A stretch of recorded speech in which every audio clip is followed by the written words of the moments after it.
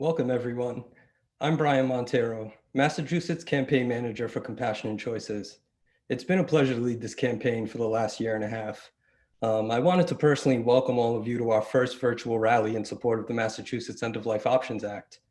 Thank you for participating in this extraordinary virtual rally to urge the Massachusetts lawmakers to utilize the remainder of the legislative session to pass the End-of-Life Options Act. This legislation would allow mentally capable, terminally ill adults with 6 months or less to live to receive a doctor's prescription for medication they could decide to take to peacefully end their suffering if it becomes unbearable in the final chapter of their life. Before we get started, I wanted to review a few housekeeping items. First, today's rally is being recorded. Second, you'll notice a Q&A option at the bottom of your screen. This is a great place to cheer on our speakers and to share any comments you may have throughout the rally. If you run into any technical issues, we have staff standing by to help you out. Also use the Q&A feature at the bottom of your screen to ask any questions.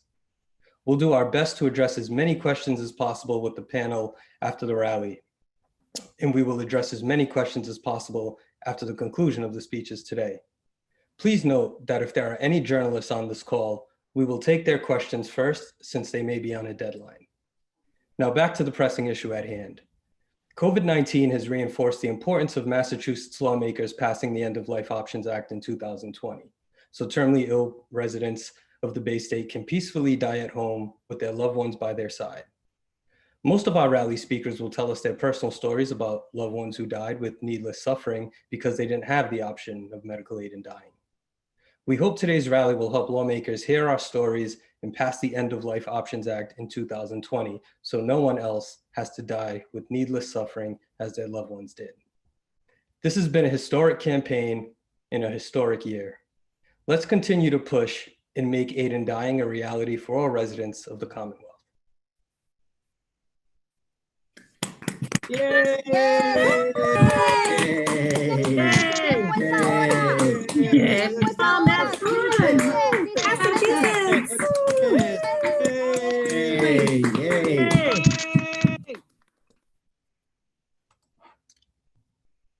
I want to kick off our speakers today with someone that many of you may know, Dan Diaz.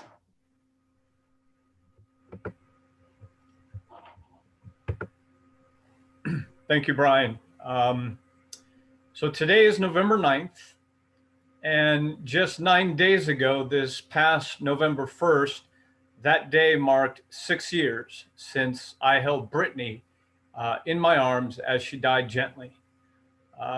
Her death was gentle only because she had the option of medical aid in dying.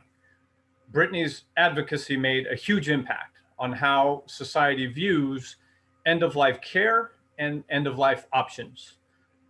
The citizenry of Massachusetts deserves better than having to leave home like Brittany did after being told that you have 6 months to live if you were to find yourself in Brittany's predicament.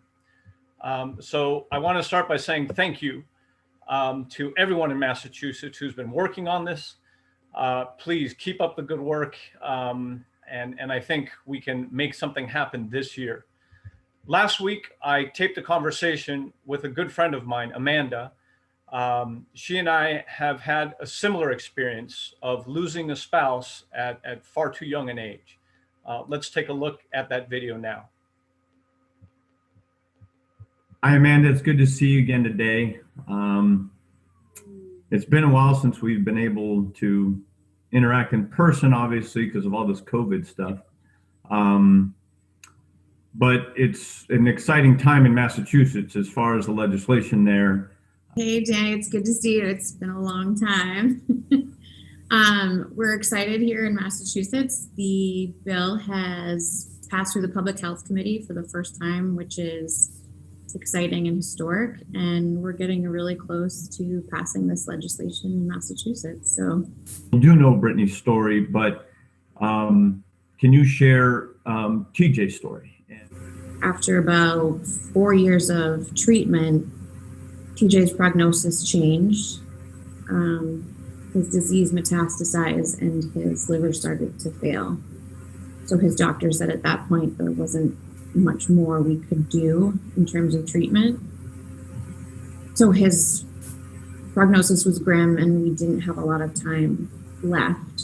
And with that being said, we were devastated because moving to Vermont to access medical aid in dying was no longer something we could do because we didn't have the time frame to move, establish residency, and then get a whole new medical team. Hospice was actually wonderful. The nurses were dedicated to making TJ as comfortable as possible. But as his organs started to fail, his pain stopped responding to palliative care.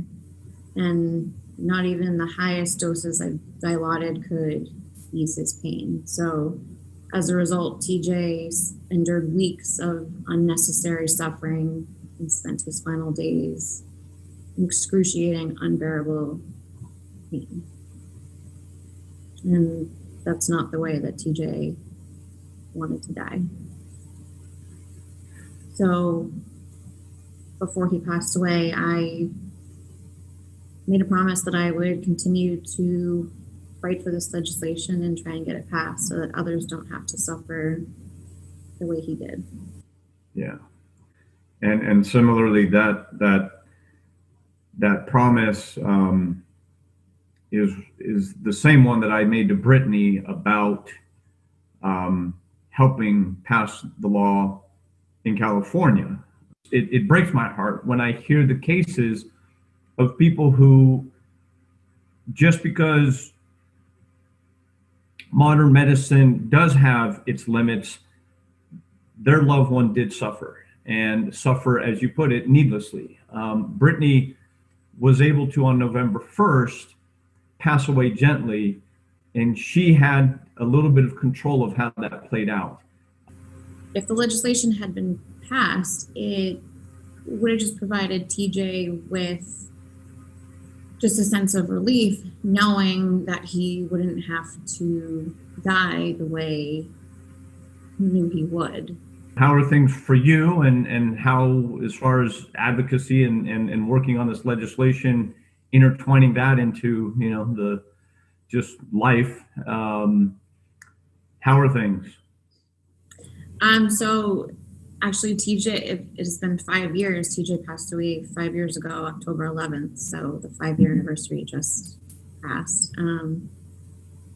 Life without him is always hard, but I'm just committed to doing what I told him I would do.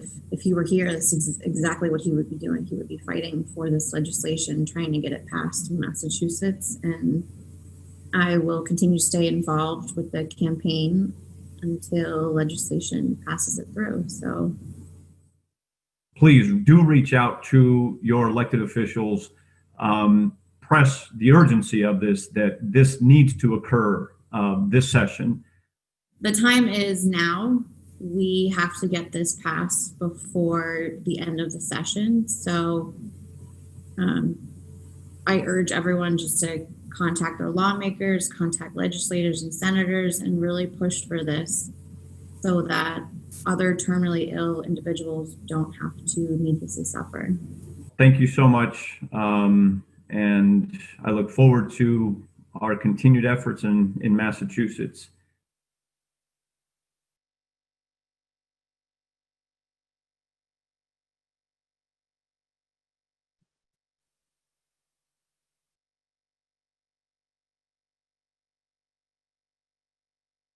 Hi, I hope you enjoyed the short video conversation I had with my good friend Danny.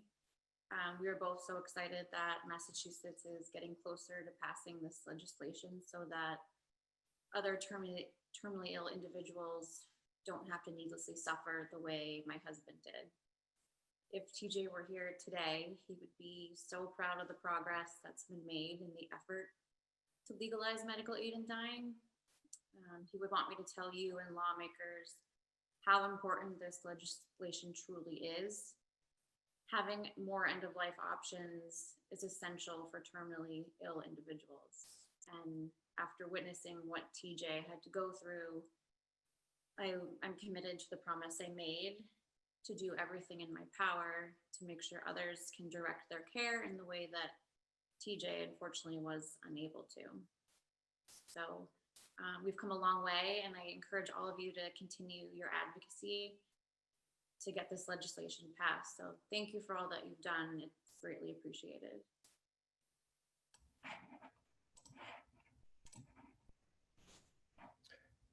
Thanks, Amanda and Dan, for sharing your personal stories to illustrate the need for medical aid in dying. Our next speaker is the lead sponsor of the End of Life Options Act since he first introduced the bill in 2011, Representative Louis Kafka. Rep. Kafka has served the residents of his district since 1991 and will be retiring at the end of this legislative session. So he hopes passage of this compassionate legislation will mark a historic end to his career and legacy as a lawmaker.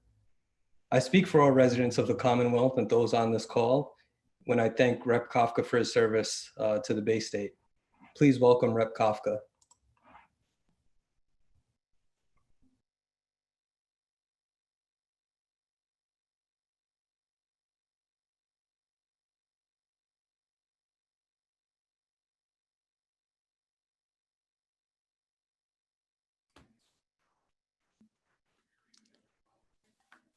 Technical. We can hear you now, Rob. Oh, you can. Okay. Thank you, Brian, for the introduction. 2011 seems so long ago, but it's you know, in the life of a legislator, to me, it's been a lifetime in trying to get this bill passed. I still remember the day when a constituent of mine came into the office, and he was very emotional about asking me to file this bill to give Massachusetts residents the opportunity to end their life as they choose to end their life. He had been recently diagnosed with cancer, terminal, and he knew that his time was short, and the likelihood of a bill or a law affecting his end of life was remote. As a matter of fact, we filed the legislation, and before we had an opportunity to have a hearing before the committee, Al passed away. And at that point, I committed to his family and to others that as long as I was a member of the legislature, I would refile the legislation as long as it took. Unfortunately, from my perspective, I've chosen to call it a career and retire at the end of this session. And so the opportunity to talk to you and to encourage everybody to contact their own legislators, whether it be in the House or the Senate, and ask them to work towards getting this bill passed into law and hopefully signed by the governor, is important to me as I end my career. As I'm already always, I will always be involved with this bill, and should we not have the opportunity to get it passed this session, I certainly am committed to working with everybody in the next session to get the bill on the governor's desk relatively quickly during that session. I don't know, and I've tried to get some idea as to what will happen in the next 2 months. I know that probably the remainder of November is going to be taken by the budget process. We're in the House. We are starting our budget debate tomorrow, and it will last till the end of the week. The Senate, I think, is scheduled to do their budget next week, and then the conference committee the week after. So that gets us pretty much to Thanksgiving. And what happens after that is up for grabs. And hopefully, after we finish the budget this week, I'll have an opportunity to talk to people in the Speaker's office and to the Chairman of Ways and Means or his staff to see if we can get a commitment to do it sometime in December.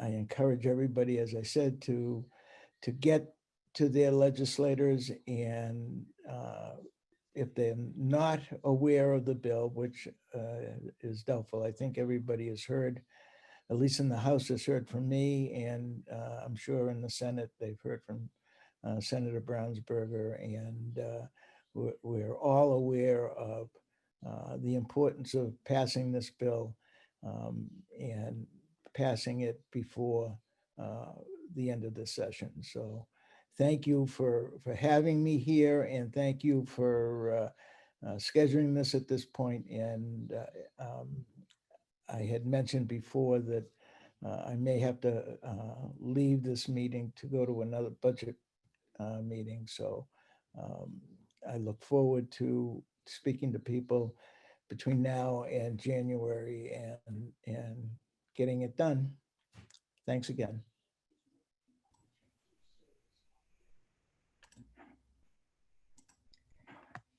Thank you, Representative Kafka, for your service and for your enduring leadership on this important issue. All residents across the Bay State can hopefully rest a little bit easier because you decided to take this up. So many thanks to you. Our next speaker is Lexington resident Michael Martignetti. I had the pleasure of meeting Mike my first day on the job. He's done yeoman's work to support this campaign. He's a tireless advocate. I love Mike's energy, and I'm sure you will too. Hi, fellow volunteers. I'm Michael Martignetti from Lexington, Mass., encouraging you all to persuade our politicians to pass our bill by the end of this session. We have the proof we've been waiting for. The Math Medical Society backs our bill 2-to-1 in essence because they took a neutral engagement position, which they never have, and that usually is the key to getting these bills passed in every state. Also, the Boston Globe and Suffolk University did a recent poll that showed 70% of Mass residents are in favor of our bill. Now, as many of you know, I have a significant disability, and so I often focus on those issues. And you know, the some, and it's a minority of people in the disability community here in Boston are very vocal against it, and their opposition is unfounded. They constantly fear that they're going to be abused, that this law will somehow work against them and they'll be harmed. Or, you know, marginalized populations, people who are poor, who are elderly, they go on with unfounded fears. It's just not true, and we have proof. And the proof is that in the 10 jurisdictions that have had this law, some states as long as 20 years, have had absolutely no reports of any kind of coercion or ill-doing to any group, disability, elderly, poor, no insurance companies taking advantage of anybody or denying coverage. All that is malarkey, and you really need to know that and feel it. If you need proof, we can get it to you. I can send it to you. The main thing is I encourage you to continue your efforts. Call your legislators, email them, text them, use social media, and persuade them with every ounce of your ability to pass this bill before the end of the session, which is maybe is less than 2 months. My peaceful death and your peaceful death depends on it. So don't give up. Make it happen. I'm doing my part. Please do your part. Thank you. Bye-bye.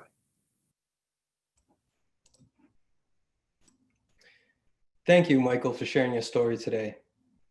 Prior to the pandemic, Framingham resident Molly Walsh was one of our most active advocates.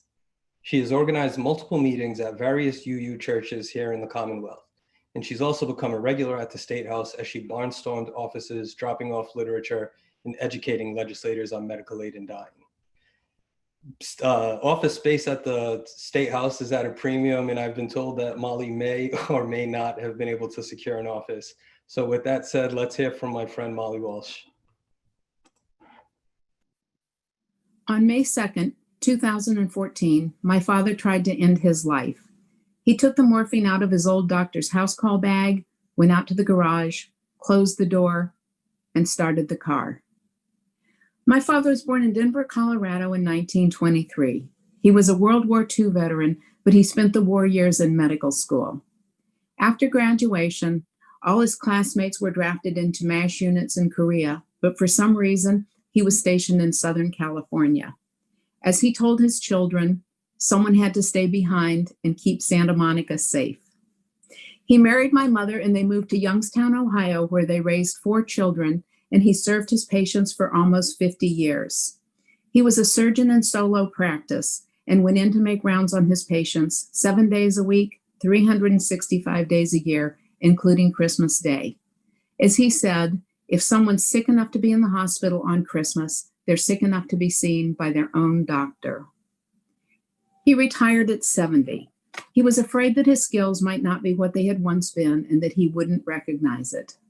He continued to attend medical grand rounds at the hospital and served on the most boring committees to free up younger doctors so they had more time to care for their patients.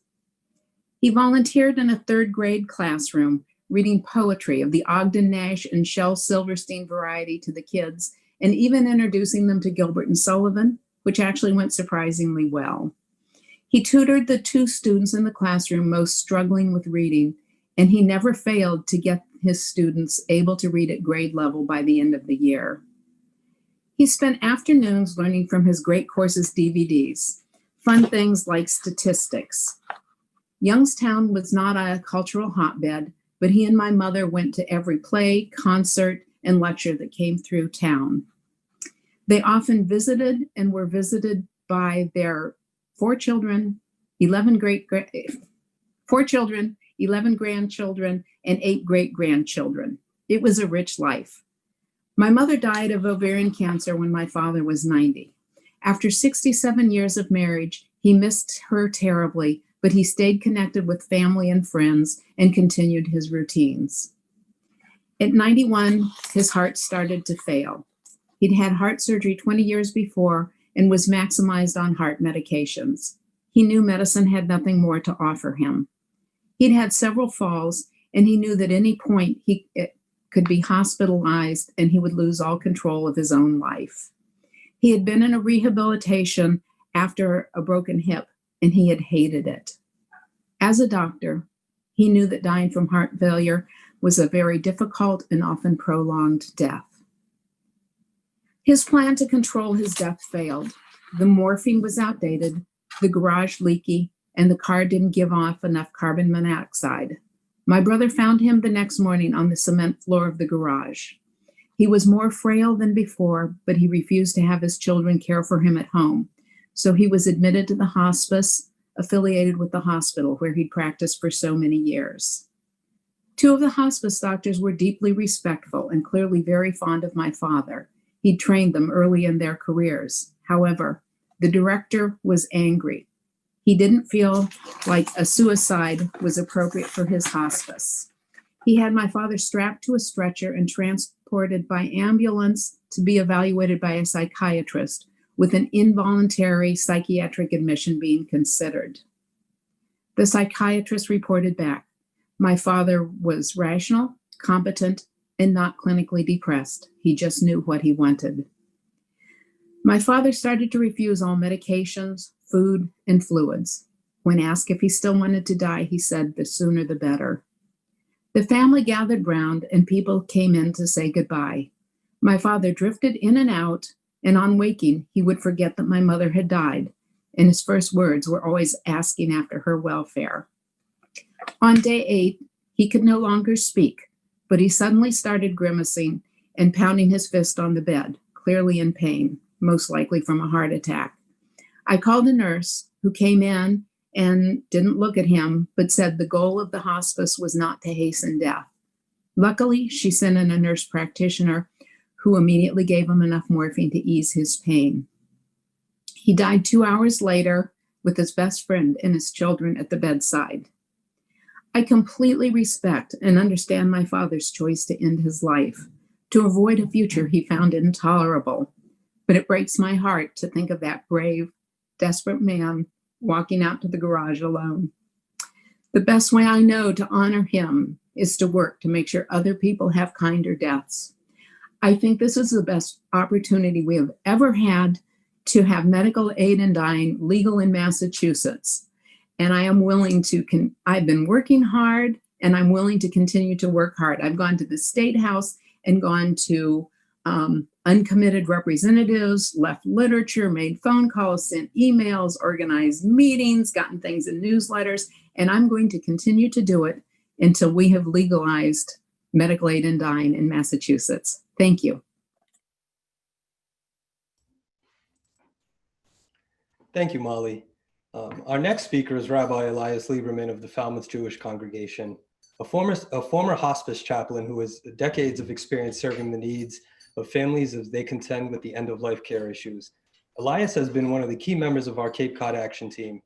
Please welcome Elias. Hello, I'm Rabbi Elias Lieberman. I've served Falmouth Jewish Congregation on Cape Cod for the past 30 years. And for the past 9 years, I've been engaged with the work of bringing medical aid in dying to Massachusetts. I was drawn to this effort from experience gained as a volunteer hospice chaplain and as a congregational rabbi, called upon to provide pastoral care and comfort in my community. One of the terrible consequences of the COVID-19 pandemic and the restrictions imposed that frequently prevent family members or pastoral caregivers the opportunity for in-person visits with COVID patients at the very moments when we wish to be present with those who are suffering. In far too many cases, people are suffering and dying in hospitals or nursing homes, denied the comforts of home and the support of loved ones. As part of my work, I am exposed to suffering and death on a regular basis. In the 36 years that I have been a rabbi, I have never once encountered someone who would opt for end-of-life suffering if there were an acceptable alternative. I know that hospice and palliative care can be of enormous value for those contending with terminal illnesses. But I know too that not all pain can be managed in ways that we might find acceptable for ourselves. This is why I am a passionate supporter of compassion and choices, and why we must make every effort to see that the End of Life Options Act passes in 2020. As a person of faith, I respect the fact that others may have deeply held beliefs rooted in their faith traditions about suffering and end-of-life choices.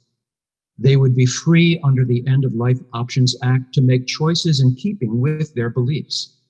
But no one's belief should override the choices of others when it comes to the most fundamental and meaningful decisions about what we must endure if we are terminally ill and experiencing unbearable suffering. I am proud to wear this t-shirt, and I hope you can see it. Proud to stand with other passionate and compassionate souls in this virtual rally, and proud to do my part in bringing medical aid in dying to Massachusetts. I urge all of you to join me in this effort. Thank you. I have the honor of introducing Betsy Van Dorn. Betsy is a longtime supporter, board member, and committee member of Compassion and Choices. She is here today to tell you why she enthusiastically supports the medical aid in dying legislation that is before the Massachusetts legislature and is asking you to do the same thing. Betsy? Thank you. Several years ago, my parents took their lives together with a lethal dose of barbiturates. Both were in their late 80s and had been suffering for years with incurable conditions. But mine is not a tragic story. Unlike some speakers today, I did not lose a loved one who was young and had their whole life ahead of them. My father was a decorated World War II veteran. He commanded submarines during the Pacific War and received the Bronze Cross, the Silver Cross, and the Navy Star. My mother was trained as a dentist in Britain, and she worked for a short time before she stopped to raise her children. When my father retired from a scientific manufacturing company where he was the CEO, my parents divided their time between a retirement community outside of Boston, summers on Cape Cod, and winters in Florida. They had many friends and a family who adored them. Betsy, what triggered your parents' interest in the end-of-life choice? Well, in the 1980s, as medical breakthroughs were enabling people to live longer and longer, I remember my parents getting really worked up about what they considered an ominous trend in healthcare. What do you mean by an ominous trend? Well, I mean the invasive, expensive, and futile medical procedures that people in my parents' generation were undergoing at the end of life. The idea of living into old age only to spend one's last days in an ICU flew in the face of everything they held dear.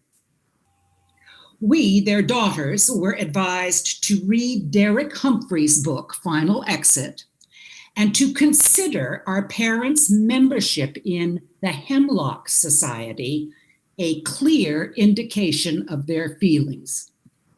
You say indication. Did your parents ever go into more detail about how they felt?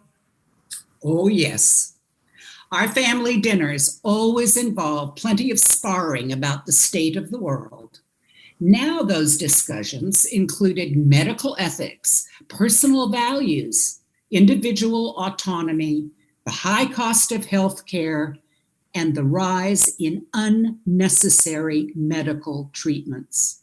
We all weighed in on these issues, including my brother-in-law, who was the CEO of a hospital in Boston. What was your parents' experience with hospitals? Well, they had surgeries for orthopedic issues and heart disease, and they were advised to stop several activities they really loved, such as travel and golf. But they were optimists, and they responded by exploring more sedentary pursuits. My mother took classes in decoupage and needlepoint, and my father taught himself how to make hand-hooked rugs. He created his own designs, and he learned special techniques for using vegetable dyes on the wool. In a fit of enthusiasm, he had an enormous frame built for his really big projects. Well, it was so big they had to build on an additional room to the house to accommodate that frame. My mother just shook her head. He spent hours working in that room with opera music blasting in the background, dabbing his eyes during the tragic arias. His rugs were so beautiful that neighbors persuaded him to give lessons.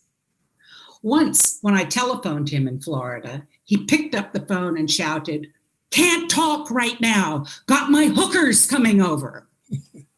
Aside from their increasing frailty, did your parents develop more serious health issues? Yes, they did. Despite years of treatment for painful osteoporosis, my mother's spine began to splinter and break, or at least the bones in her spine. The pain was awful, and so were the effects of the OxyContin. My father's congestive heart failure and gastrointestinal problems landed him in the hospital over and over. And then my mother became totally blind. So she decided to switch from reading books to listening to a set of cassettes. But unfortunately, she kept listening to them in the wrong order. But by then, it really didn't matter. It didn't matter because her short-term memory was disappearing rapidly. Your parents were pretty resilient in the face of these setbacks. Yes, both of them had a lot of courage and determination. Those qualities defined their 66 years together. When they returned for the last time to their retirement community in Boston, all of us in the family knew exactly what they were going to do next. Because medical aid in dying was not available in Massachusetts, my parents made the decision to end their lives before they were too frail to do so. If there had been an opportunity for a legal, gentle death, they would have chosen it. Instead, they both ingested a cocktail of lethal drugs provided months earlier by a devoted friend who happened to be a physician. None of us could be with them when they died. That would have constituted assisting a suicide. We continue to honor my parents' decision. Please, let's encourage and inspire our legislators to act on behalf of the End of Life Options Bill. It is high time to allow dying citizens in Massachusetts the comfort of choice in their final days.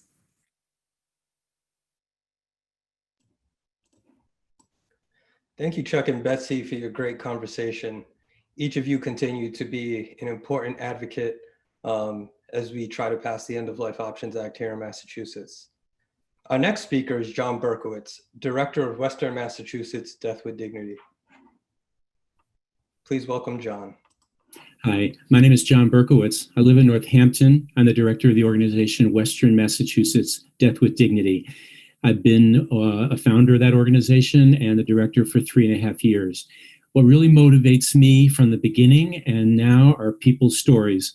And this week, today, as I speak at this rally, 3 of our most active supporters are terminally ill and in hospice care. They really would like this bill to pass. 2 of them are actually physicians. And secondly, one of our activities is letters to the editor. And one just came out in the Maynard Beacon, written by a woman whose father died out of state in Connecticut. But she wrote in her letter just weeks before her father died, and his hospice care, his palliative care just could not relieve severe pain. And it was very difficult for him and very difficult for her and her husband to witness that. So story after story like that have motivated myself, my board of directors, our nearly 1,000 supporters around the state to be active on this issue. And I mentioned letters to the editor. We've had over 100 letters to the editor, like the one that I just said, appear in newspapers this year all over the state. That's one activity that people could do in these next 2 months, because these 2 months are critical. We can get this bill passed. We're going all out. We want people to take action, to contact their legislators, to write those letters to the editor, to sign a petition online, to attend this rally, and to just get excited to try to get this bill passed this year.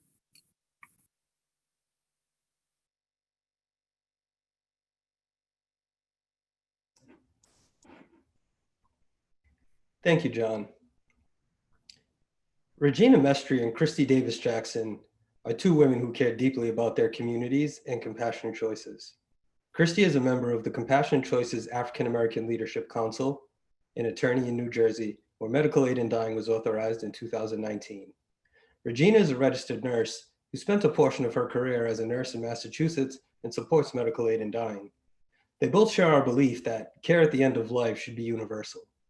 Our movement cannot grow without the support of communities of color. I wanted to thank both Regina and Christy for supporting our efforts in Massachusetts today. Please welcome Regina and Christy. Hi, my name is Regina Mestre, and I have spent a portion of my career working in the Commonwealth. As a nurse, I know full well that I am my patient's most trusted resource for accurate and complete healthcare information and compassionate care. Patients and their loved ones often turn to nurses for information and guidance about end-of-life care. Unfortunately, during this time of pandemic, many patients are in our hospitals and nursing homes without family members for comfort. We see firsthand the fragility of life and sometimes the limits of modern medicine to relieve suffering. That is why today I support the Massachusetts End-of-Life Options Act. As a nurse and a woman of color, I urge members of the legislature to vote on this bill today. Thank you. Hello there. My name is Christy Davis-Jackson from the Great Garden State, specifically the city of Orange Township, New Jersey. I'm a proud member of Compassion and Choices African American Leadership Council. And I can tell you that you are where we were a year ago when we passed medical aid in dying legislation. Let me tell you how proud I am to know that I'm part of a team that includes legislators from the African American Puerto Rican caucus that courageously stepped out to sponsor this legislation. My hat goes out to you.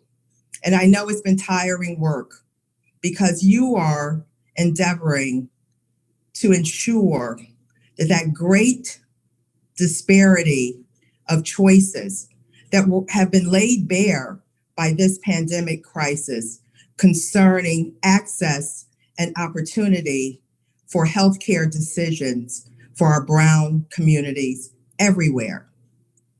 I know it's tiring work, but your advocacy is about to pay off. We need you now. It's going to be up to you, those members of the caucus, to continue to say loudly, let's put up the vote. Let's act now. Medical aid in dying should be a choice available, especially to our brown communities everywhere. Massachusetts has the opportunity to be a leader in this realm. So caucus members, continue to fight on. We are here with you. And if there's anything that any member of the African American Leadership Council can do to aid your spectacular efforts to date, just let us know. We are here with you in spirit. Fight on, fight on, fight on. Thank you. Thanks, Regina and Christy.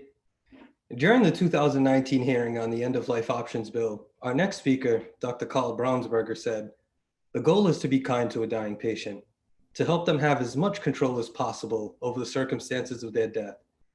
If death is inevitable soon, having this option is a great comfort to many patients, even if few will actually use it." Carl has been a strong advocate for this movement for decades.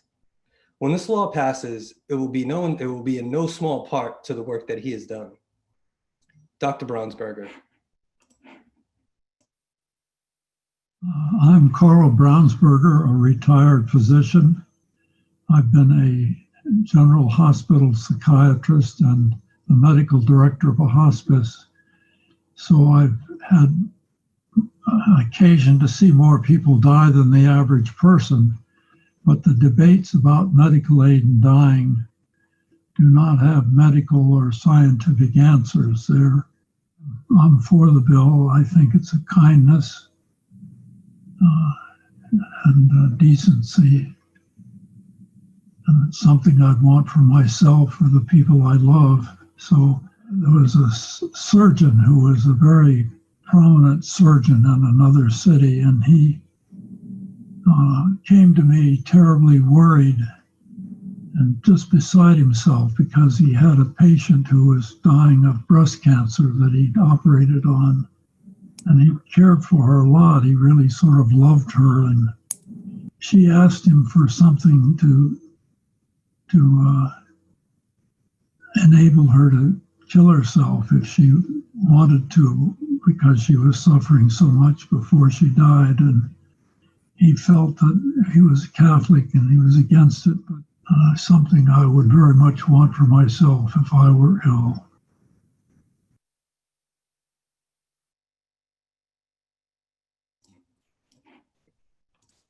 Thank you, Dr. Brownsberger. I'm excited to introduce our next speaker, another long-term advocate for this bill, Jerome Medalie. Jerome has led a life that you could write a book on. He is by far one of the most interesting people that I have met. Jerome is a Dedham resident, a Harvard Law School graduate, and a World War II veteran. Please welcome Jerome. My name is Jerome Medalie, spelled Medalie. I am just exactly in the middle of my 95th year, born in 1926. I grew up in New Haven, Connecticut. I attended Yale University. I served in the Second World War as the assistant navigator, as an officer, and as an assistant navigator of an aircraft carrier, and caught the tail end of World War II at Okinawa, where I also caught a piece of a kamikaze plane, which nearly severed 3 fingers from my hand. And thereafter, after I left the U.S. Attorney's Office in 1956, I practiced law in diversified fields. I like to refer to myself as a primary care lawyer. And I had handled a great variety of legal matters, kept me interested, and added some to the volume of legal precedents. In 1969, my father became ill with stomach cancer, which we were all told was incurable, and he let us know it was very painful. He suffered from this for a period of time. He was confined in a small but public hospital, and when I visited him one day, he was groaning incessantly and with pain. I wondered, what is the law about this? Does the law permit hospitals and doctors and nurses to keep people in pain if they're terminally ill? And I did some research at the library because I was, and have been a lawyer all my life. And I found out there was no law clearly stating what the obligations were. I couldn't find any clarification in the law. I found out that something was going on in Oregon. I got in touch with people in Oregon and talked to them and concluded that this field needs to be clarified. So I and another man by the name of Dan Colby got to work on it, and we communicated with people in other states. I've been living in Massachusetts for over, I think it's over 70 years. And in my own state, I do not at this moment have the choice to end my life in a peaceful, humane manner.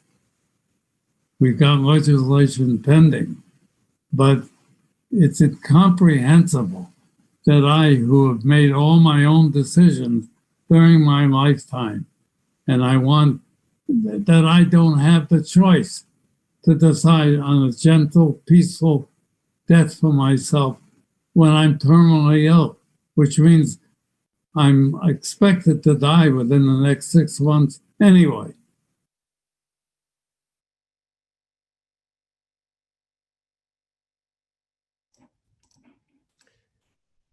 Thanks, Jerome, for sharing your story. Our next speaker believes in ensuring that patients have a compassionate option at the end of life. Taunton physician Dr. Eric Ruby is president of the Bristol North chapter of the Massachusetts Medical Society and a member of the Massachusetts Medical Society Legislative Committee. Dr. Ruby. My name is Eric Ruby. I am a Massachusetts physician and member of the Massachusetts Medical Society with 48 years of professional experience.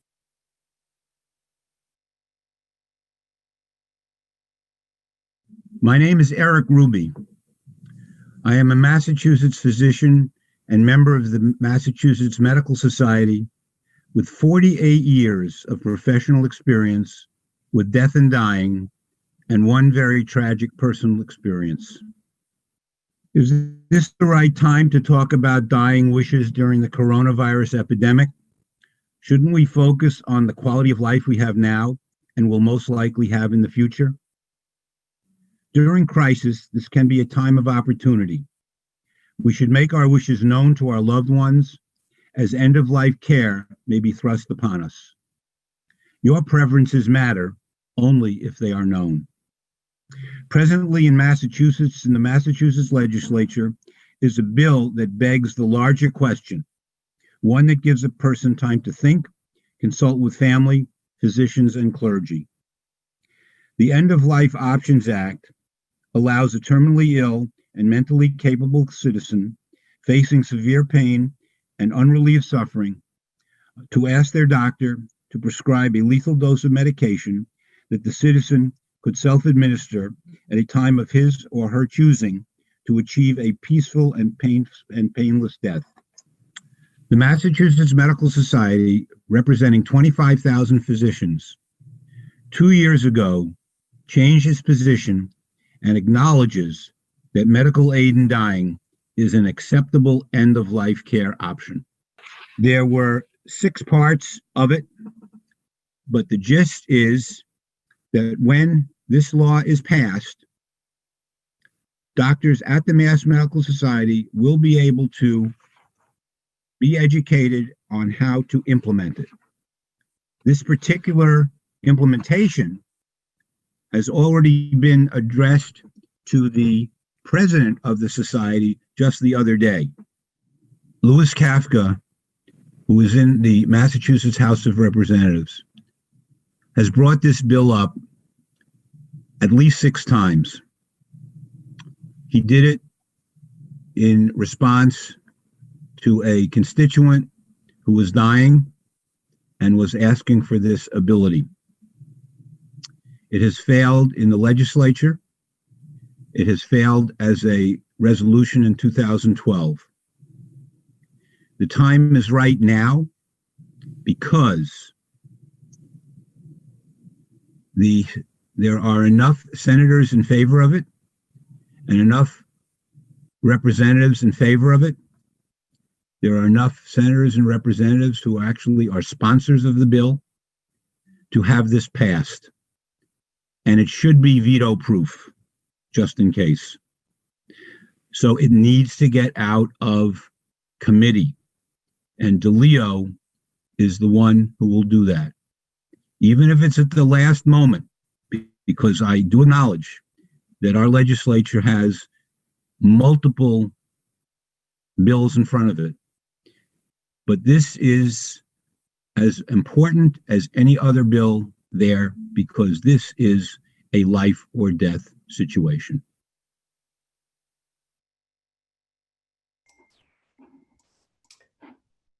Thanks, Dr. Ruby, for all of your advocacy. If you would like to speak with Dr. Ruby, he'll be available in our chat beginning now. Our next speaker is Peg Sandeen, Executive Director of Death with Dignity National Center. Please welcome Peg. Hi, everybody. My name is Peg Sandeen, and I am the Executive Director of the Death with Dignity National Center. And I'm speaking here today about all of the excitement we have about Massachusetts. And this we know, the time for Death with Dignity has come in Massachusetts. 2020 is a year where, because of the global pandemic, death came a little closer to each of us. And the question of how we might die, it became very real as we saw people dying alone, scared, hooked up to ventilators without a family member or a loved one in sight. But when you think about Death with Dignity, it turns all of those images on end. It's a patient-led process that allows a dying person control at the end of life. It is compassionate. It ends suffering in a dignified manner. You know, when Death with Dignity first started working in Massachusetts in 2008, polling demonstrated that we had between 58 and 60% support among Massachusetts voters. And today's support has grown to 70%.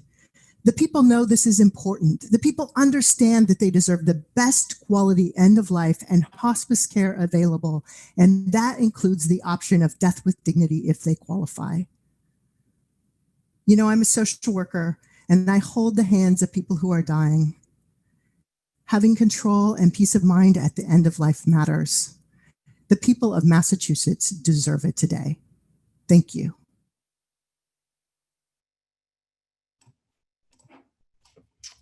Thanks, Peg. Our next segment features Rockport, Mass. Action Team leader Chuck Francis. Chuck has been a great addition to our campaign and has done amazing work to help us to continue spreading the message of aiding dying. Chuck and Lee. 13 or 14 years ago, my wife, who was a realtor, had me drive by a house in Gloucester that she had sold, and she remarked that she had sold it to a very nice couple. She often did that, but I really met many of her buyers. But last December, I met Lee Marshall, who with her husband had purchased the home. Getting to know Lee, a psychotherapist and a retired RN, who has metastatic breast cancer and is advocating for the option of medical aid in dying in Massachusetts, for her own sake and the sake of others, has been an enriching experience for me and strengthened my resolve to help those who are in similar, unimaginable situations. Please listen to her story. Lee? Thank you, Chuck, and it's been a delight to know you as well. I'm Lee Marshall. I'm 68 years old, and on October 19th, 2018, I had a seizure while I was at work. Was sent by ambulance to St. Elizabeth's Hospital, where they stabilized me and then transferred me to Mass General Hospital, where I had received my previous treatment for breast cancer 7 years ago. A biopsy determined that I had stage 4 metastatic breast cancer with tumors in my brain, my bones, my lungs, and my liver. I underwent radiation to my brain to shrink the tumor that caused the seizure. At that time, my doctor gave me a prognosis of approximately 6 months to 2 years. Having just reached the 2-year mark, I grow more concerned about my limited end-of-life options. I was first diagnosed with breast cancer in 2011. I had a mastectomy, chemotherapy, and radiation, all while continuing to work as an RN and a psychotherapist. As far as I knew, as we all knew, I was cancer-free. The reality is that the cancer went undetected, continuing to spread and grow. I am back to fighting for my life. I'm here today to urge politicians and their staff to support the End of Life Options Act. Since 2018, I have tried multiple chemo medications to slow my cancer, all with their uniquely burdensome and painful side effects: nausea, vomiting, rashes, dry, cracked, and peeling hands and feet, fatigue, mouth sores, and lack of appetite. I will soon be starting a new chemo medication, which is an infusion. As the last medication was determined to be ineffective, none of the tumors decreased in size, and one of the tumors in the liver got bigger. Up to now, I've been able to take oral chemotherapy, but I will now have to drive to the hospital once a month to have a 90-minute infusion. Continuing to lead a meaningful life is of utmost importance to me. I want more time to be silly with my husband and with my friends. I want more time to dance and crack jokes, make pottery, and enjoy walks in nature. I was fully expecting to live to my 80s, but I probably won't see 70. It's shocking to me and very disheartening. I desperately want to live, but I'm dying. There is no miracle that will rid me of my cancer and the multiple tumors throughout my body. Massachusetts Medical Aid in Dying bill is my hope for a peaceful death. This bill is imperative for me and other terminally ill residents of Massachusetts to be able to die with some control and peace of mind still intact. Over the 40 years that I worked as an RN, I saw many people suffering hopelessly, literally begging for medical assistance to end their suffering. Sometimes pain management drugs could not offer enough relief. I'm terrified of lingering pain with no remaining pleasure in life, without the option of saying enough is enough. I've been actively contacting legislators, gathering signatures in support of end-of-life options, writing my story for Compassion and Choices, telling my story to others, and encouraging family and friends to contact their representatives in support of this bill. I have been considering moving to another state that would allow me this important option, but it would be heartbreaking to move away from our home. It would be a huge upheaval of my and Paul's life and our support system. The fact that I live in Massachusetts rather than one of our neighboring states like Vermont or Maine should not limit my options at the end of life. It is unreasonable that I don't have the right to make medical decisions about my own life, to eliminate my suffering when death is imminent. I am imploring Massachusetts lawmakers to listen to their terminally ill constituents, to their constituents who have seen a loved one die needlessly, painful deaths full of suffering, and to have the compassion to pass the End of Life Options Act. Thank you.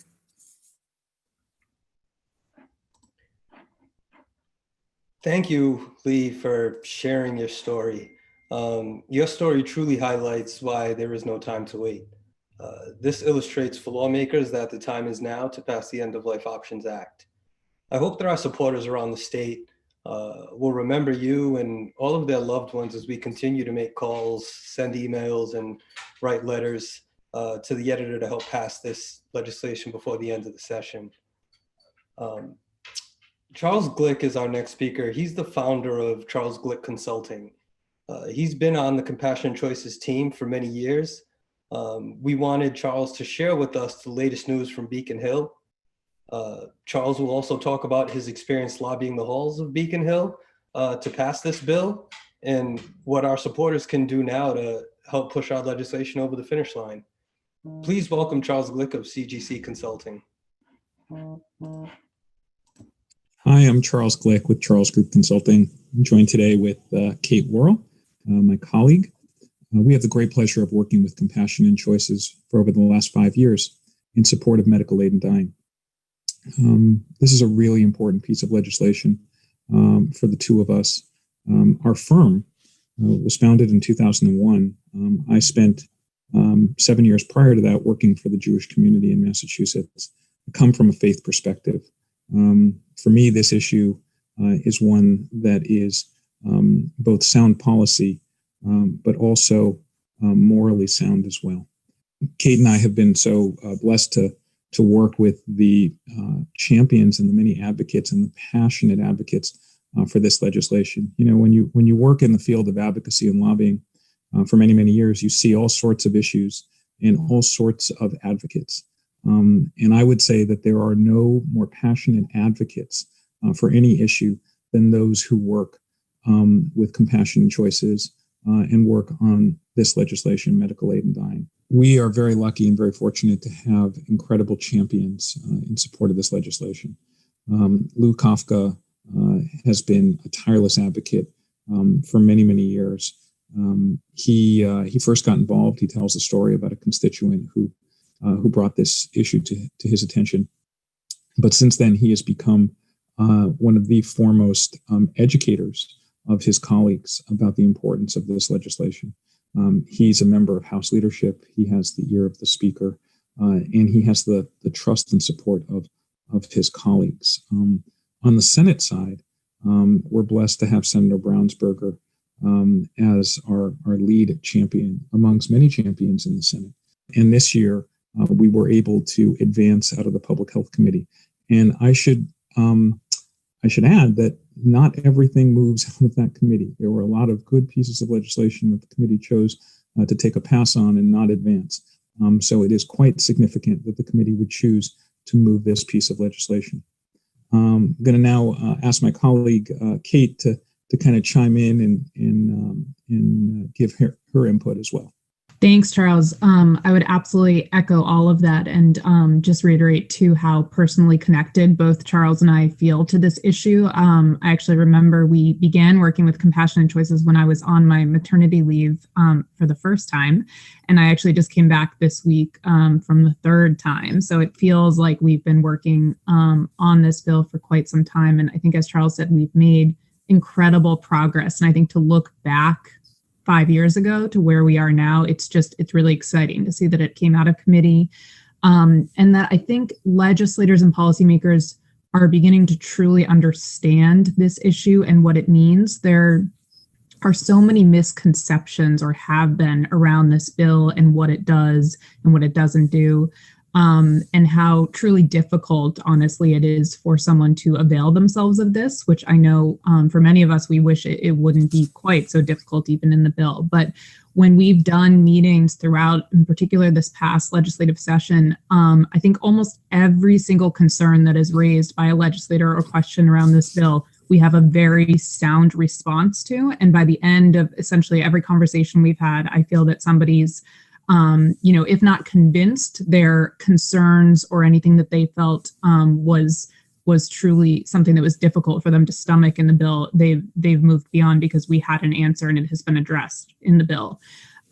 So that's been, I think, just really incredible to see. We've sat down with, I think, over 50 legislators over this session, between Compassion and Choices and some of, all of you on the ground. And so I think that's, what we want to leave you with today, both Charles and I, in conjunction with Compassion and Choices staff, is that it's critical that we make our voices heard now. It's obviously COVID-19 has done a lot. One thing that it's really done is changed this legislative session markedly. Typically, we'd be well into the new budget season. We don't have a state budget yet. The legislature has not taken action on a whole host of bills. But I think one thing is clear is that only those bills that they deem truly critical are going to move this session. It's a unique session. And so they absolutely need to be hearing from everyone, add to the importance of this. And, I think the last thing too is that I think many people have seen through COVID-19 how difficult and sad and scary it can be for somebody to have to die alone or in a way that goes against what they had always wished it might look like. And so while we understand that majority of folks who passed away from COVID-19 would not be able to avail themselves of the medication as deemed in this legislation, it still, I think, has really placed a real spotlight on death and on dying with dignity and the importance of being able for everyone to be able to do that. And so we would just really implore everyone to come together and to push us towards this finish line over the next few months. We've been given a little bit of extra time in the extension of the formal session, and we feel like we're really set up to get this across the finish line this session. Thanks, Kate and Charles. Our next speaker is Kim Callanan, President and CEO of Compassionate Choices. Please welcome Kim Callanan. Thank you so much for having me here today, Brian. It really is just a tremendous honor to be able to be here. You've heard today from so many incredible supporters throughout Massachusetts. We have 20,000 supporters in Massachusetts. So every story that you heard today is representative of another voice that's not on this phone today, but that desperately wants this option to pass. So the question is, what can we do now to ensure that 2020 is the year that Massachusetts realizes a more compassionate end-of-life experience, just like the ones that you can get if you're in Maine or you're in Vermont. A zip code should not dictate the kind of end-of-life experience that somebody gets. What we know so far is that it was the dedicated support of all of the people on this call and the 20,000 other Compassionate Choices supporters and our partner organizations and many others that have moved the Massachusetts lawmakers from lukewarm to support to hearty commitment. And we've already this year achieved a very historic moment. We advanced the End of Life Option Act through the Joint Committee on Public Health. This is the first time ever we have made it this far.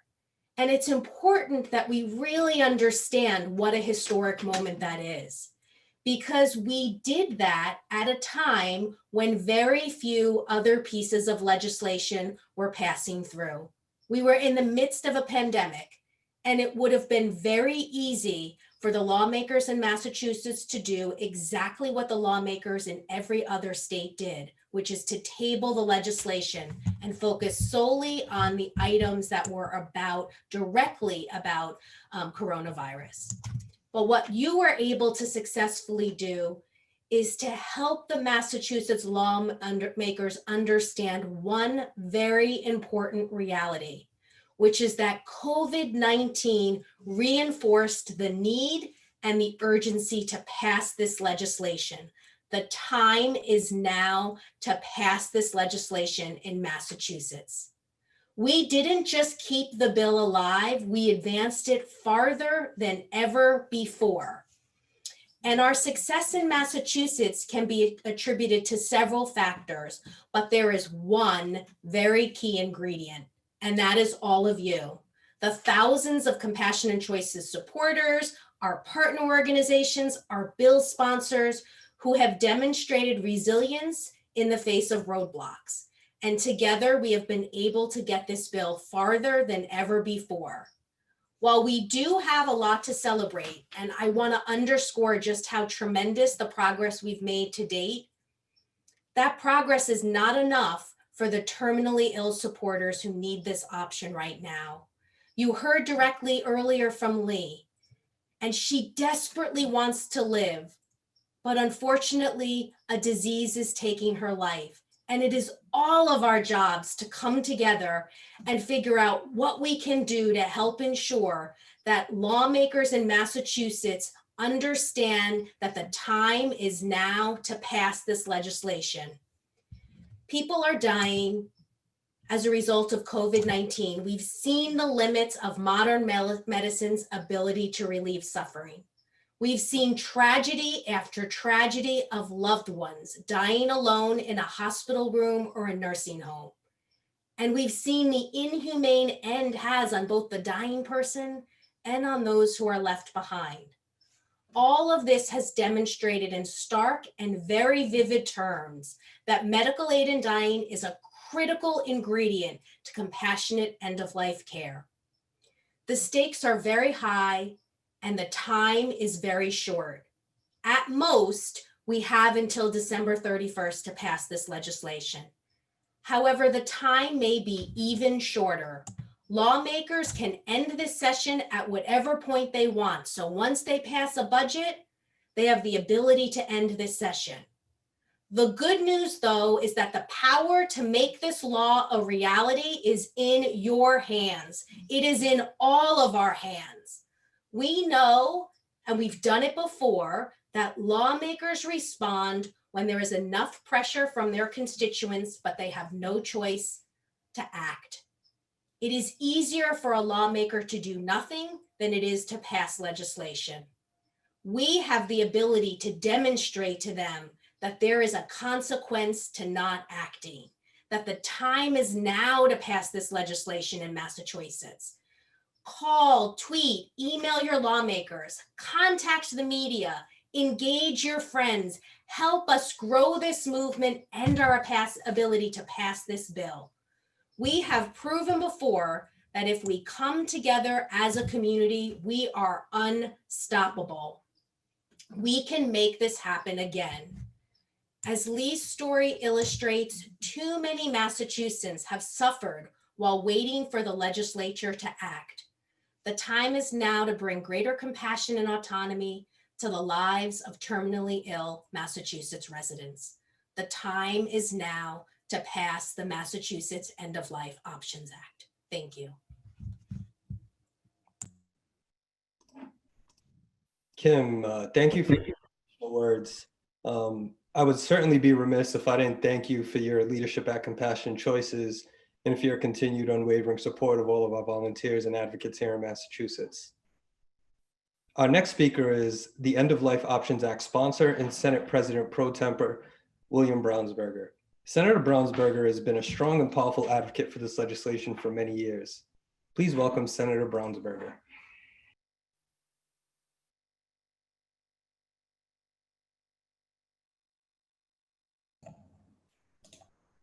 You can turn on my video if you'd like. There we go. Hey, I'm Will Brownsberger, and I want to thank all of you for your great work on this issue. This is an issue that's personal for me. You heard from my father, Carl Brownsberger, who the psychiatrist who spent a lot of time working in hospice and has a strong sense of the importance of this legislation. And by the way, he didn't say it, but was also the guy who got this on the agenda of the Massachusetts Medical Society Executive Committee to turn around the vote, to turn their position around from opposition to be neutral, because he knew that younger doctors really could understand the importance of this issue, and that the leadership of the body had been kind of slow to respond to changing opinions on it. It's also personal to me because my brother-in-law had to commit suicide the hard way, or one of the hard ways, as a result of the unavailability of this kind of legislation in California.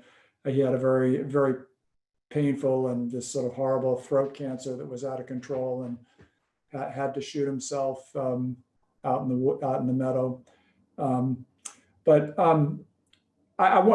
Where we are really, I mean, I don't know whether we're going to get this legislation done in 2020, but I think it's the right thing to do, to go out hard to advocate for it. And because everything that you say and do to support this bill is cumulative. People listen, people have to process information, more people have to hear about it. There's so much going on that legislators don't necessarily focus on things the first time they come around. They hear it a second time, they hear it a third time, they get comfortable with it. And so I've spent, I've been in the legislature now for 14 years. And during that time, a couple of things that I've been working on for years have come to pass. One, from soup to nuts, took a solid 10. Another took, well, really, I've been working on the mandatory sentencing issue for about 25 before we substantially got it addressed, or to a large degree, in 2018.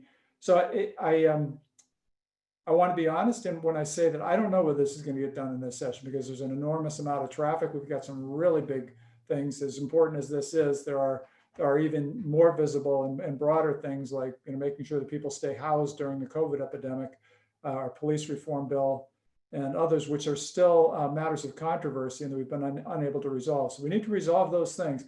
I remain hopeful, especially with the fact that you have Lou Kafka on the other side and somebody who's going out at the end of this session. It might be very appropriate for the House to support moving it as a result of that. And often when the deck gets cleared, it's often possible to do a number of good things at the end of the session. So I am hopeful about this year. I urge you to all be active in advocating for it, because I think that your advocacy will either get it done this year, or will continue that process of steady advocacy that gets things over the top in the long run. So thank you all for all you're doing. Thank you to the Glick group, and to Lou Kafka, my colleague, and to the leadership of this group. And thank you so much, all of you, for your advocacy. Thank you for your leadership on this important issue, Senator Brownsberger. Our final speaker is a retired Falmouth physician, Dr. Roger Kligler, who has stage 4 metastatic prostate cancer. Roger's someone who I met my first day on the job, and it's been an absolute pleasure to work with him. We still have a ton of unfinished work, and I appreciate all of his support throughout this campaign. With that said, please welcome Dr. Roger Kligler. I'm a retired internist who cared for patients in Brockton for 32 years. I saw my patients in both the office and the hospital, including the intensive care units. I was there for them as a hospice doctor when they enrolled in hospice. I provided my patients with uncontrollable pain, palliative sedation, which is a morphine drip that eased them into unconsciousness. I have extensive experience with terminally ill patients. I have never seen one who did not want to alleviate their suffering. Like many of the speakers today, this is personal for me. I have incurable metastatic prostate cancer, diagnosed 18 years ago, and caused me to retire almost 6 years ago. Since retirement, I have worked to advance medical aid in dying legislation in Massachusetts, and I've also counseled people about end-of-life options. Like many dying people, my end of life will probably include significant pain and suffering, unlikely to be completely controlled.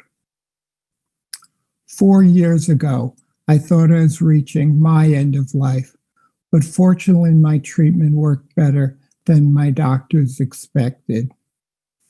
Subsequently, I developed a neuromuscular disease, and I developed a firsthand experience of what my father used to say, which is that there are things that are worse than death. Thankfully, this disease has responded to 3 medications, all of which inhibit my immune system. If I become infected with COVID-19, I have a strong likelihood of dying alone in a hospital, like hundreds of thousands of others. Unfortunately, my cancer has gotten worse again. As someone with incurable disease, the legislature needs to know that passing the End of Life Options Act before the end of the session will give those of us with a terminal illness greater peace of mind, knowing that we have the option to peacefully end our suffering if our suffering is uncontrollable. I am brought to tears when I get another call from a neighbor in hospice asking for advice about what to do with uncontrollable pain. I counsel them regarding end-of-life options available in Massachusetts to end their suffering. Unfortunately, that doesn't include the option of medical aid in dying. Even with hospice, uncontrollable pain and shortness of breath happen in over 25% of all the people who die with chronic disease. Current available options in Massachusetts are not adequate to relieve intolerable suffering. Although naturally a patient person, I am angry that each of these terminally ill people I counsel, along with many others, suffer more than they want or need to. I feel helpless about advising them the best course of action when they want to die with medical aid in dying, to end their suffering. All they want is the legal right for an option to say that their suffering is too much and to die peacefully a bit sooner in their sleep, surrounded by friends and loved ones. Having medical aid in dying in Massachusetts will improve care, even for those who don't want to use it. So who wants medical aid in dying? Over 70% of the voters in Massachusetts, across all demographics, want this end-of-life care option because agonizing deaths are all too common. Most doctors in a Massachusetts Medical Society survey were supporters of medical aid in dying. That's why the Mass Medical Society has dropped opposition and adopted a neutral stance. Multiple municipality and houses of worship in the Commonwealth have endorsed medical aid in dying. So I asked the legislature, why is it taking you so long to pass this urgent, compassionate, popular legislation? We need a floor vote in both houses of the legislature this year before more of us die with unnecessary suffering. As Brian said, if we don't keep insisting this is a priority to pass this bill this year, neither will the legislature. The End of Life Options Act will not pass unless we make sure that lawmakers hear from us. Please call them and tell them to pass the End of Life Options Act now. Thank you very much.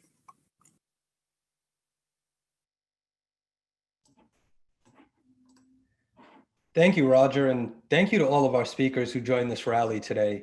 I hope you've been energized by what you've seen, and you can help us carry this legislation over the finish line. So let's keep putting our time and effort into this race, and hopefully we will have a historic outcome at the end. Yay!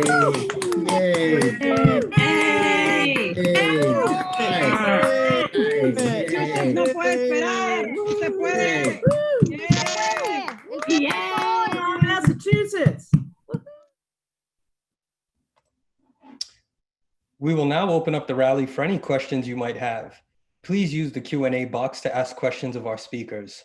We will first take questions from any journalists who may be on the Zoom call first, since they are likely on a deadline.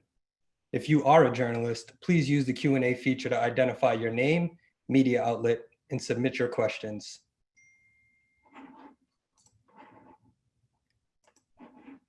If anyone other than journalists has questions for our speakers, please use the Q&A feature to ask them.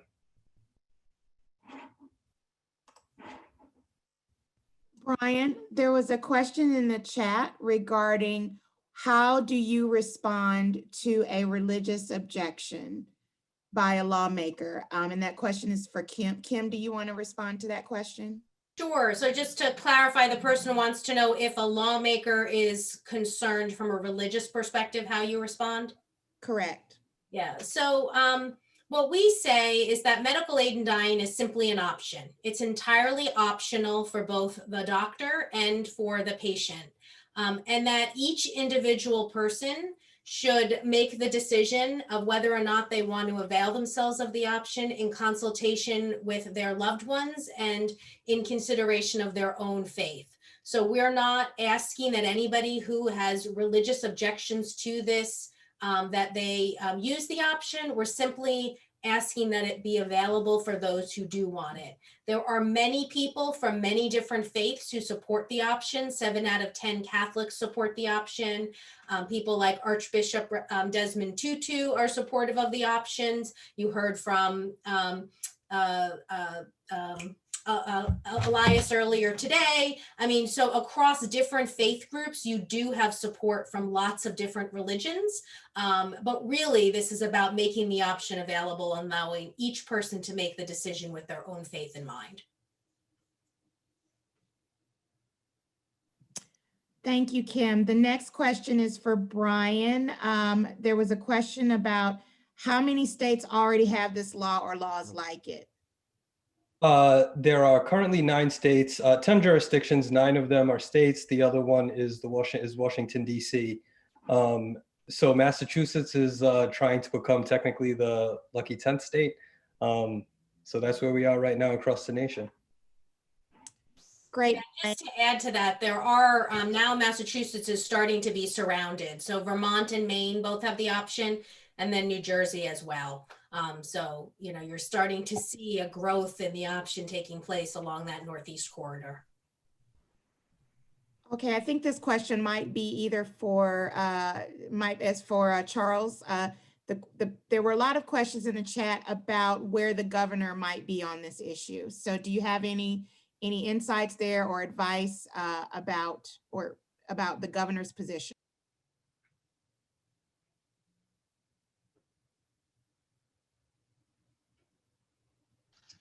Am I unmuted? Yes. Oh, great. You can hear me. Thanks. Sorry. So the governor has taken a position a while ago. When asked about this, he referenced the ballot initiative and said that we should be very careful because the voters have spoken on this. But the voters have spoken almost a decade ago on this issue now. And as was mentioned previously, 70% of the public supports end-of-life options. So in addition to that, what I would also say about that position in terms of the ballot initiative is that the legislature is on record of having tinkered, or one could even say overturned, ballot initiatives in the past. Most recently, the legislature passed essentially a repeal of the ballot initiative dealing with bilingual education. So there's ample precedent for the legislature acting when times have changed and when circumstances require that. And this is one of those instances where the public overwhelmingly supports an issue. We'll be able to remind the governor of that at the appropriate time. But the moment at hand is really to try to pass this legislation, first and foremost this session, and that's through the legislature. Okay, there's a question about, does the mass bill require the person be able to swallow? Swallowing is not always possible. Kim, do you want to take that question? Sure. The Massachusetts bill just simply requires that a person be able to self-ingest the medication. And there are many different ingestion modes. So somebody can self-ingest by swallowing. They can also push a plunger. There's a rectal catheter that can be used. Swallowing is not the only option. It is very common for somebody with ALS, as an example, to be able to avail themselves of this option. Great. The next question is, there was a question in the chat about how can people reach out to their lawmakers, or where can they find more information about the bill? Brian, do you want to answer that question for us, please? Yep. So we will put the link to the Massachusetts Compassionate Choices webpage inside the chat. Through our webpage, our campaign webpage, you can access any information as to who your lawmaker is, what district that they represent. Also, it allows you to take action on numerous things that we might be doing, whether it's emailing a lawmaker, or you can find information on that page for letters to the editor. There's just a lot of great resources and information on our mass campaign webpage. So I implore you all to take some time and just poke around there and see some of the resources that we offer up for all of you. Great. I think we are almost at the conclusion of our webinar. Brian, do you want to final remarks? Yes, I just wanted to thank you all for joining this this virtual rally. I hope you found it informative, and I hope that you found our speakers powerful. I want to thank all of our speakers and participants just for joining and taking the time to engage in this type of advocacy. This campaign is not done yet. We still have more hurdles to clear, but with all of you out there helping us out, I have no doubt that we'll be able to shepherd this legislation over the finish line. Also, I just wanted to thank Senator Brownsberger and Rep. Kafka.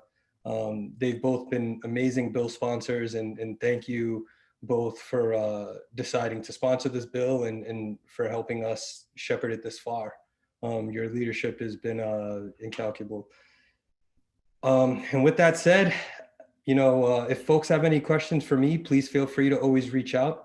My email is bmontero@compassionandchoices.org. Please feel free to reach out if you want to get involved in the campaign. We're almost there, so the more the merrier. Thank you all for joining, and thanks to my colleagues at Compassionate Choices for making this be a successful event.